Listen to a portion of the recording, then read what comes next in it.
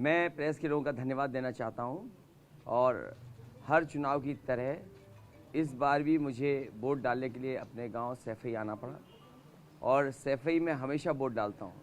ये वोट इसलिए भी डालना ज़रूरी है और मैं अपील करता हूं सभी लोगों से जो आज मतदान जिन जिन क्षेत्रों में हो रहा है कि ज़्यादा से ज़्यादा मतदान करें। जितना ज़्यादा मतदान होगा उतना ही लोकतंत्र हमारा और मजबूत दिखाई देगा, लोकतंत्र बलवान हो, लोकतंत्र मजबूत हो। उसके लिए ज़्यादा से ज़्यादा मतदान करना ज़रूरी है। जहां भारतीय जनता पार्टी की सरकार जनता बदलना चाहती है, जनता बदलाव चाहती है, भारतीय जनता पार्टी के हर वादे और जो किए थे जनता को वो सब जुमले निकले। उनका हर विज्ञापन विकास का झूठा निकला और न जाने कितनी हम लोगों ने झूठी तस्वीरें देखी हैं, चाहे वो एयरपोर्ट हो और चाहे कारखाना दिखाना हो, चाहे फ्लाईओवर बना करके दिखाना हो। भारतीय जनता पार्टी ने विज्ञापन में भी झूठी तस्वीर लगाई हैं। देश में अगर सबसे अच्छा और सबसे लगातार झूठ बोलने वाला अगर कोई दल है तो भारतीय जनता पार्टी है। किसान की आय दोगुनी नहीं हुई। इनके संकल्प पत्र में लिखा था कि 2022 तक आय दोगुनी हो जाएगी। 70 लाख नौजवानों को नौकरी देने की बात की थी। आज भी 11 लाख पद खाली हैं। बड़े बड़े इन्वेस्टमेंट मीट हुए जिसमें कि MOU साइन हुए 5 लाख करोड़ तक का। डिफेंस एक्सपो हुआ और ये भरोसा दिलाया गया कि उत्तर प्रदेश में मिसाइल्स बनेंगी, तोप बनेंगी, गोले बनेंगे। लेकिन आज सच्चाई ज़मीन पर जब देखते हैं तो कुछ भी नहीं उतरा। यही बुंदेलखंड एक्सप्रेसवे बनाने की जो बात कह रहे थे, आज भी 5 साल के अंदर बुंदेलखंड एक्सप्रेसवे नहीं बन पाया। कहने को तो कह रहे थे कि पहले दिन की घोषणा है मुख्यमंत्री जी की। जब वो मुख्यमंत्री बन करके झांसी गए पहली बार तो उन्होंने ये कहा कि झांसी को दिल्ली जोड़ देंगे सीधा। जिन्हें सबसे ज़्यादा तकलीफ इटावा से है वो बुंदेलखंड एक्सप्रेसवे लेकर के आए और इटावा में हमारे घर पे जोड़ दिया आकर के, क्योंकि वो पहली बार झांसी गए थे। आज बुंदेलखंड का किसान दुखी है। सबसे ज़्यादा बुंदेलखंड में पलायन हुआ है। सबसे ज़्यादा अन्ना जानवरों की समस्या है। न केवल अन्ना जानवरों की समस्या है बल्कि सांडों से लोगों की जान जा रही है। और जो पानी का इंतज़ाम हो जाना चाहिए था, जो डैम या जो उस समय तालाब खुदे थे, उस योजना को भी आगे नहीं बढ़ा पाए। बिजली आज महंगी है, सिलेंडर महंगा है, डीजल पेट्रोल महंगा है। इसका कोई जवाब भारतीय जनता पार्टी के पास नहीं है। इसलिए किसान, व्यापारी, नौजवान एक होकर के मतदान कर रहे हैं और भारतीय जनता पार्टी को माफ़ नहीं करेंगे। इस बार किसान उत्तर प्रदेश से साफ करेंगे इनको। मैं समझता हूं कि लखनऊ की खबर भी आपने पढ़ी होगी कि बिजनौर की एक कांस्टेबल कई दिनों से लापता थी और उसके बाद नाले में उसकी लाश मिली है। क्या लखनऊ राजधानी में, जहां पर मुख्यमंत्री और भारतीय जनता पार्टी के बड़े बड़े नेता दावा करते हैं, क्या उनके पास जवाब है? कुछ दिन पहले भारतीय जनता पार्टी के नेता ने ये भाषण दिया और भाषण देकर के ये कहा कि यहाँ पर व्यापारियों के बच्चों का अपहरण हो जाता है। आगरा में एक व्यापारी के बच्चे का अपहरण हुआ। 2 दिन तक फिरौती मांगी गई, वो परिवार फिरौती नहीं दे पाया तो बच्चे की हत्या कर दी गई। क्या लखनऊ में जो कांस्टेबल की जान गई है, जिसकी लाश नाले में मिली है, क्या भारतीय जनता पार्टी के पास उसका कोई जवाब है? क्या मुख्यमंत्री उसका जवाब देंगे कि वो बेटी गायब कैसे हुई और वो भी पुलिस की कांस्टेबल गायब थी? अब तो तस्वीरें आ गई हैं, सब बाहर आ गई हैं। तो आखिरकार लखनऊ जैसी राजधानी में एक कांस्टेबल, महिला कांस्टेबल के साथ ऐसी घटना घट सकती है। और आप NCRB का आंकड़ा देखिए।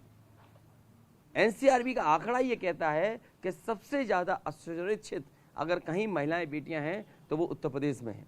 गर्मी की बात हो रही है कि गर्मी कुछ घटी, बढ़ी, कम? देखिए, जब से वोट पड़ा है भारतीय जनता पार्टी के नेता और कार्यकर्ता ठंडे पड़ गए हैं। तीसरे चरण के बाद और ठंडे पड़ जाएंगे। 7वें चरण तक शून्य के साथ साथ इनके बूथों पे भूत नाचेंगे। पिछली बार अनुराग ठाकुर ने जो प्रेस कॉन्फ्रेंस करी उसमें सीधे तौर पर आतंकवादी लिंक का आरोप लगाया। मुझे खुशी है, एक बहुत सीनियर जर्नलिस्ट हैं और मैं आपसे कहूँगा अगर ये सवाल मुझसे पूछ रहे हैं तो ये भी आप जानकारी देना कि अगर तस्वीर ही पैमाना है किसी का तो देश से पैसा ले जाने वाले उद्योगपतियों की तस्वीर किस नेता के साथ है। और जहां पर मैंने लोकसभा में जब मैं सांसद था, जब पाकिस्तान के जनरल आए थे जिन्हें राष्ट्रपति का मिला था, मैंने अपनी आंखों से सेंट्रल हॉल में देखा था कि भारतीय जनता पार्टी के नेता जो थे वो लगभग पैर छूने के लिए आगे बढ़ रहे थे, इतने झुके हुए मुझे दिखाई दिए। तो आखिरकार फोटो तस्वीर ही ये पैमाना बन जाएगी।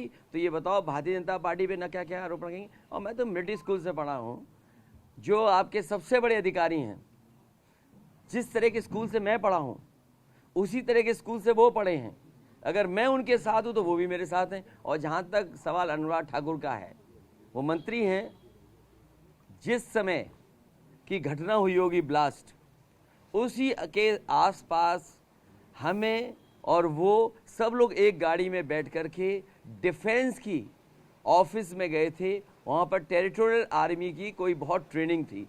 अगर मैं आतंकवादी हूँ तो वो भी आतंकवादी होंगे। और ये बात पूछिए आप उनसे कि क्या आप एक गाड़ी में मुझे बैठा करके नीरज शेखर खुद टेरिटोरियल आर्मी की ट्रेनिंग को लेकर के डिफेंस में लेके गए थे, नहीं कि लेके गए थे? तो इसका मतलब क्या निकाले हम? और फिर देश के बड़े बड़े उद्योगपति जो पैसा लेकर बैंकों के भागे, उनकी तस्वीर किसके साथ है? वो कहते हैं कि देखिए, ये भाषा इसलिए बदली है कि हमारे बाबा मुख्यमंत्री को समझ में नहीं आ रहा। आज जब मैं अखबार उठा करके देखा हूँ, वैसे तो बाबाओं के नाम बड़े अलग अलग तरीके से लिए जाते हैं। अयोध्या में जाओ तो कोई दूसरे बाबा मिल जाएंगे, आप मथुरा वृंदावन में जाओगे तो बड़े बड़े नाम दिए जाते हैं। आज एक प्रतिष्ठित अखबार ने कहा है कि हमारे उत्तर प्रदेश के मुख्यमंत्री बुलडोजर बाबा हैं। बताओ, एक देश का और प्रदेश का सबसे प्रतिष्ठित अखबार योगी बाबा न कह करके उन्हें बुलडोजर बाबा कह रहा है। तो इस पर उन्हें तकलीफ होनी चाहिए कि खुशी होनी चाहिए? और बुलडोजर अगर मेंटेनेंस पे है तो मेंटेनेंस के बाद ठीक होकर के आएगा। तो क्या मंत्री पुत्र जिसने किसानों के ऊपर जीप चढ़ाई थी, क्या बुलडोजर उधर जाएगा कि नहीं जाएगा? बुलडोजर लखीमपुर जाएगा कि नहीं जाएगा? और एक माफिया क्रिकेट खेल रहे थे, इनाम उन पर 25,000 है, क्या वही बुलडोजर उधर जाएगा कि नहीं जाएगा? और फिर आप पता करिए, पहले मुख्यमंत्री होंगे जो जेल में जाकर के कॉफ़ी, चाय, ड्राई फ्रूट, नाश्ता माफियाओं के साथ किए और 3 घंटे गुजारे उन्होंने बनारस जेल में। क्या माफियाओं के साथ 3 घंटे गुजारे कि नहीं गुजारे, ये बताओ आप। किससे मिलने गए थे आप, इसका खुलासा ये नहीं मुझे कर पाए? जानकारी नहीं है। अगर मुझे सीसीटीवी रिकॉर्डिंग मिल जाए तो शायद मैं बता सकूंगा कि किसके साथ 3 घंटे उन्होंने गुजारे थे, चाय, नाश्ता, ड्राई फ्रूट खिलाए थे। और मैं एक एक पत्रकार को जानता हूं, उनके चेहरे पे पढ़ सकता हूं, आपको पता है लेकिन आप बताओगे नहीं। सर, आप बुलडोजर की बात करते हैं। भाजपा सरकार में ऐसी बहुत सारी जगह हैं जहां बुलडोजर नहीं पहुंच पाया। सरकार में आने के बाद क्या अखिलेश यादव उस बुलडोजर को उधर देखिए, ये चुनाव इसलिए है कि प्रदेश कानून से चले, नियमों से चले, संस्थाएं मजबूत हों। समाजवादी पार्टी की कोशिश होगी कि संस्थाएं मजबूत हों, संस्थाएं अच्छी हों। हम संस्थाओं को हटाकर के कोई नया राज नहीं ला सकते, क्योंकि हम लोकतंत्र में रह रहे हैं। इसीलिए मैंने कहा ये उत्तर प्रदेश का चुनाव देश का सबसे बड़ा चुनाव होने जा रहा है, क्योंकि इस चुनाव के बाद लोकतंत्र बचेगा कि नहीं बचेगा। लोकतंत्र बचाने का चुनाव है, संविधान बचाने का चुनाव है और उत्तर प्रदेश को खुशहाली के रास्ते पर ले जाने का चुनाव है। सर, पेंशन बहाली और इनके झूठे लोगों को सोचो, बेंगलोर तो लखनऊ, सैफई, इटावा से बहुत आगे है। एक बेंगलोर के सांसद आए और एक्सप्रेस वे जैसे ही चले, उन्होंने बाबा योगी जी को धन्यवाद दिया। बताओ, बेंगलोर से आए और झूठ बोला करके यहाँ पर। सर, तीसरा चरण जो है, तीसरे चरण में पिछली बार कि आपने अपने बड़े और पिता को भी इस लड़ाई में उतार दिया क्योंकि आपको हारने का डर है। देखिए, बीजेपी साहब कंफ्यूज मत होइए। बीजेपी इसलिए कंफ्यूज नहीं हो, नेताजी हमारे साथ हैं तो उन्हें तकलीफ है, नेताजी हमसे दूर चले जाएं तो तकलीफ है। तो बीजेपी वाले ये बताएं हमें करना क्या है। बाबा मुख्यमंत्री जी से पूछूं या दिल्ली या बाहर से जो नेता आते हैं उनसे पूछूं कि अगर नेताजी अपने क्षेत्र में जाते हैं, और एक जो नेता होता है, कोई भी नेता हो, वो कितना भी बुजुर्ग हो जाए, शायद वो राजनीति और अपनी जनता को नहीं भूल सकता, मुझे खुशी है इस बात की कि नेताजी जिस क्षेत्र से पढ़े, जहां उन्होंने पढ़ाया, जहां उन्होंने कुश्ती के दाव सीखे, उसी क्षेत्र में एक बार आकर के जनता से अपील की।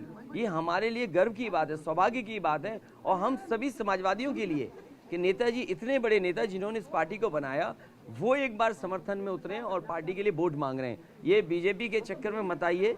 बीजेपी वाले कभी परिवार वालों का दुख नहीं समझ सकते, क्योंकि खुद का परिवार नहीं है, इसलिए वो किसी भी परिवार वाले का दुख नहीं समझ सकते। पिछली बार सर आपको अपने गढ़ में पिछली बार बड़ी चुनौती मिली थी।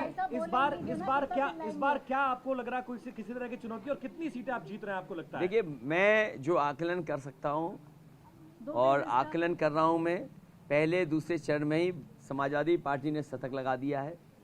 ये बढ़त होगी इसमें, और जब तक चौथा राउंड होगा दूसरी सेंचुरी लग जाएगी, और आखिरी तक जब भारत चुनाव जाएगा, आजमगढ़, गाजीपुर, बलिया, बनारस, सोनभद्र, मिर्जापुर, भदोई, उस समय आप देख लेना भारतीय जनता पार्टी के बूथों पर मक्खी मारने वाला नहीं मिलेगा। सर, जब पेंशन वाली सेंटर का इशू है तो आप कैसे, राज्य सरकार कैसे बहाल करेगी? कौन कह रहा भाई? आप कलकत्ता में देखिए और जगह देखिए, पुरानी पेंशन बहाल हुई है, और पुरानी पेंशन के लिए बाकायदा हमने फाइनेंशियल एक्सपर्ट से बात की है, और फाइनेंशियल एक्सपर्ट जो पुराने अधिकारी सरकार में रहे, वित्त विभाग जिन्होंने देखा है, वो उनसे राय लेकर के और कर्मचारियों के साथ बैठक करके ही ये फैसला लिया है। अगर आप मुख्यमंत्री बनते हैं तो क्या जो चीजें आपको गलत लगती हैं आप उन्हें केशव बदल जी, देंगे? कौन से केशव जी? एक केशव हमारे लड़ रहे हैं चुनाव, वो जीतने जा रहे हैं।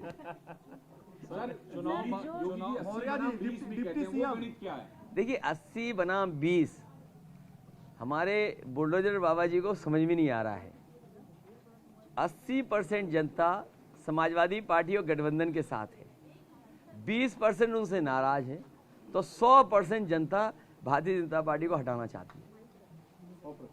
100% जनता भारतीय जनता पार्टी को हटाना चाहती है। वो 400 आप जीत रहे हैं तो 3 सीट किसको दे रहे हैं? वो बात पुरानी हो गई, इस बार भारतीय जनता पार्टी का पता नहीं लगेगा। सर एक सवाल, अगर आप मुख्यमंत्री बनते हैं तो जो जो चीजें आपको लगता है ये सरकार ने गलत करी हैं, आप उन्हें बदल देंगे? मैं आपसे कहूँगा कि आप मिठाई खा के जरूर जाना। क्या सर पुराने नाम और समाजवादी पार्टी ने अगर ये एक्सप्रेस वे न बनाया होता तो शायद हरकुलस लेकर के प्रधानमंत्री जी उस एक्सप्रेस वे पर नहीं उतर पाते। समाजवादी पार्टी की कोशिश होगी कि उत्तर प्रदेश का इंफ्रास्ट्रक्चर कैसे बेहतर हो। जिस समय कोरोना और बीमारी आई, उस समय लोगों ने ये महसूस किया कि अस्पताल, दवाई और तमाम इंतज़ाम हो जाते तो उनके घर परिवार लोगों की जान बच जाती। अस्पताल अच्छे बने, इंस्टीट्यूशन अच्छे बने, और आज के समय पर जो कोर्सेज, जिस तरह की पढ़ाई नौकरी दे सकती है, उस तरह का काम होना चाहिए। सर, सपा गठबंधन को क्या चुनाव के बाद किसी और की जरूरत पड़ सकती है? इस बारे में विचार करेंगे? मैंने आपसे कहा कि इस बार गठबंधन न जाने कहाँ कितनी सीटें जाकर के रुकेगा, किसी के सहयोग और समर्थन की जरूरत नहीं पड़ेगी। सर, बीएसपी के कुछ नेता ये कह रहे हैं कि बेशक हम इस बार किंग ना बन पाए, लेकिन चुनाव के बाद हम किंग मेकर की भूमिका में। मैं अभी कुछ नहीं कहना चाहता हूं, लेकिन बहुत बड़ी संख्या में अम्बेडकरवादी ये महसूस कर रहे हैं कि जिस तरीके से आरक्षण से खिलवाड़ हो रही है, संविधान से खिलवाड़ हो रही है, वो बड़े पैमाने पर समाजवादी पार्टी के साथ खड़े हो गए हैं। और आपने तो वो कहावत सुनी होगी, न रहेगा बांस न बजेगी बांसुरी। तो सोचिए, प्राइवेटाइजेशन जैसे जैसे होता जाएगा, बाबा साहब का दिया हुआ जो अधिकार और सम्मान वो कैसे मिल पाएगा। इसलिए बड़े पैमाने पर समाजवादियों के साथ अम्बेडकरवादी खड़े हो गए हैं और बीजेपी को हराने के लिए उत्तर प्रदेश में मतदान कर रहे हैं। जिन शहरों के नाम बदले गए हैं वो शहर वापस नाम आएंगे भाई? हमने अपने मैनिफेस्टो में लिखा है कि आज़ादी के बाद कोई बहुत प्लान सिटी नहीं बन पाया।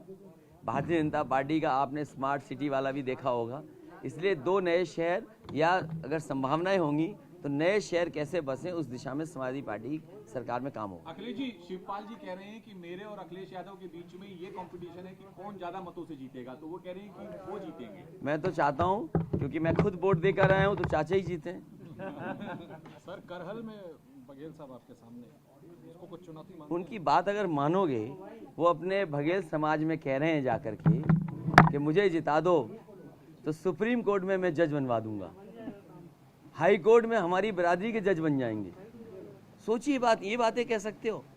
वो कहते हैं बिरादरी का हमारा सब किसी ने छीन लिया है हमारा, तो किस बताइए आप, एक लॉ मिनिस्टर ये कह रहे हैं कि अगर मुझे जिता दोगे आप तो अपनी बिरादरी के हाई कोर्ट और सुप्रीम कोर्ट में जज होंगे। आप बताओ, देश और दुनिया को देखते हो, समझते हो, एक विधानसभा का चुनाव लड़ने वाला हाई कोर्ट जज बनाएगा, सुप्रीम कोर्ट जज बनाएगा। इसीलिए मैंने कहा बीजेपी के छोटे नेता हैं छोटा झूठ बोल रहे हैं, बड़े नेता हैं बड़ा झूठ बोल रहे हैं, और जो सबसे बड़ा है वो सफेद झूठ बोल रहे हैं। अब मैं जा सकता हूँ? चलिए, बहुत धन्यवाद आप सबका, बहुत धन्यवाद।